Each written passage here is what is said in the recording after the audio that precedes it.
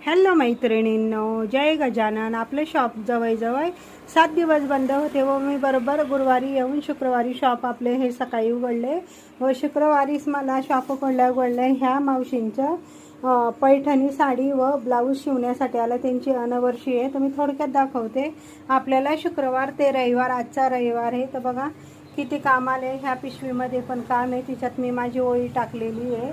आणि इथं पण आपल्याला अल्टरचं काम आहे. इकडं ड्रेस, ब्लाऊज, नऊवारी शिवण्यासाठी आलेलं आहे. इकडं ह्या पिको फॉलच्या साड्या आहेत, इकडं ह्या पण पिको फॉलच्या साड्या आहेत. आणि इकडं ह्या 2 साड्या मी अक्षरशः सकाळी लवकर उठून करून आणल्या, कारण ह्या आपल्याला लगेच द्यायच्या आहे आता. तसेच हे आपल्याला ड्रेसला स्लीव्ज बसवण्यासाठी हे पण अर्जंट आलेलं आहे. तर बघूया आपल्याला आता कसं शक्य होईल.